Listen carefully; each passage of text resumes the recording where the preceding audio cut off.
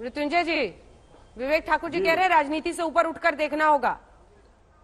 नहीं, एकदम विवेक ठाकुर जी सही कह रहे हैं। उन्होंने तो बिहार सरकार के पुलिस पर, कानून व्यवस्था पर सीधे सवाल खड़े कर दिए हैं। ये ठीक है, मैं उनका सम्मान करता हूं, लेकिन अंजना जी एक बात स्पष्ट है, शासन और प्रशासन चलता है इकबाल से। यह सरकार का इकबाल समाप्त हो चुका है, पुलिस प्रशासन का इकबाल नहीं है। अपराधियों का मनोबल इतना जबरदस्त बढ़ा हुआ है कि पुलिस प्रशासन अपराधियों के मनोबल के सामने पस्त है और सरकार सत्ता में मस्त है। एक दूसरे पर सवाल खड़े कर रहे हैं। आप देख रहे हैं अरुणाचल एपिसोड के बाद जब 6 विधायकों को बीजेपी ने तोड़ लिया, जेडीयू के यार ने ही घर यार का लूट लिया, तब जेडीयू के लोग रो रहे थे कि पीठ में खंजर भोंका।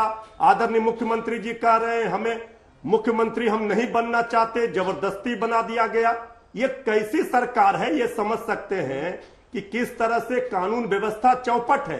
एक उदाहरण नहीं है, और आपको एक मृत्यु में मौका दिख रहा है तिवारी जी, आपकी पार्टी को एक मृत्यु नहीं दिख रहा है, एक मृत्यु में मौका दिख रहा है। रुपेश सिंह की मर्डर की बात करें, आप कहां अरुणाचल प्रदेश होने के नाते अंजना जी सवाल तो खड़े करेंगे सरकार के नाकामी पर। हम इस तरह से मरते लोगों को भगवान के भरोसे तो नहीं छोड़ सकते हैं। जनता ने हमें भी दिया है उतना बहुमत, जनता का अपार समर्थन मिला है। एक बड़े दल के नेता के रूप में तेजस्वी यादव जी हैं, वो सरकार के नाकामी पर सवाल खड़े करते हैं तो सरकार के लोग विपक्ष पर सवाल खड़े करते हैं।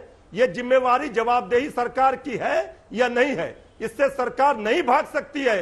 इसका जवाब सत्ता में बैठे लोगों को देना होगा।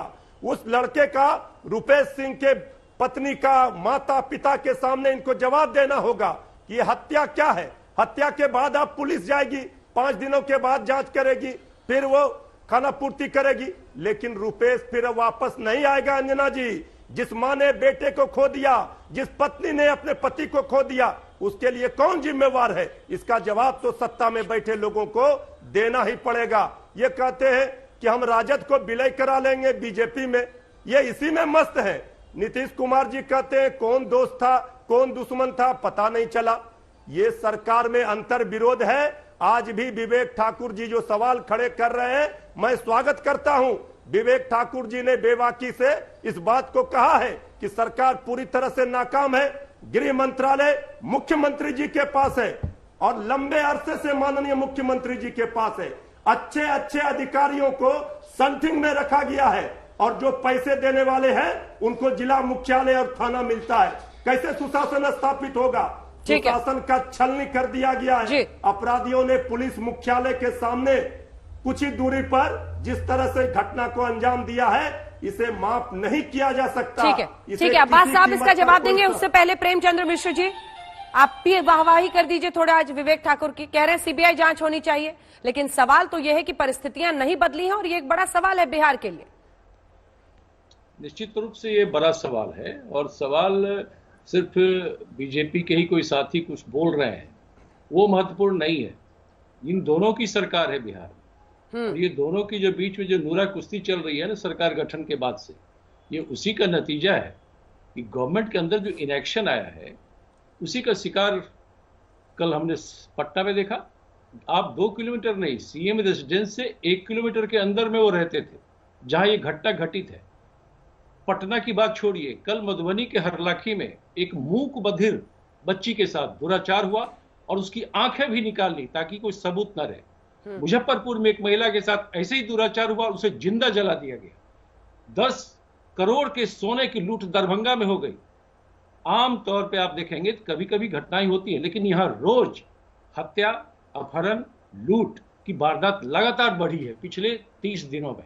ये क्यों हो रहा है? इसका मतलब है कि बिहार में अपराधियों का मनोबल इतना बढ़ा है, उसे लगता ही नहीं कि सरकार नाम की कोई चीज है। ठीक है, उसे पुलिस का अब्बास साहब जवाब दीजिए। नहीं, 1 मिनट मैं फिर अब्बास साहब पूरी कर लीजिए। ठीक है मिश्रा जी, पूरी कर लीजिए। मैं फिनिश करना चाहता हूँ कि बिहार में ये परिस्थिति क्यों आई है। आप किसको एसपी बनाते हैं, डीजीपी बनाते हैं, वो इंपॉर्टेंट नहीं है। आप रोज समीक्षा मीटिंग कर रहे हैं अधिकारियों के साथ, आखिर ये कौन सी समीक्षा कर रहे हैं जो कानून व्यवस्था में सुधार नहीं हो रहा है? पॉइंट है कि पिछले 15 साल से मुख्यमंत्री नीतीश जी ने गृह मंत्रालय को अपने साथ रखा है, क्या वो पूरा टाइम होम मिनिस्ट्री को दे पा रहे हैं?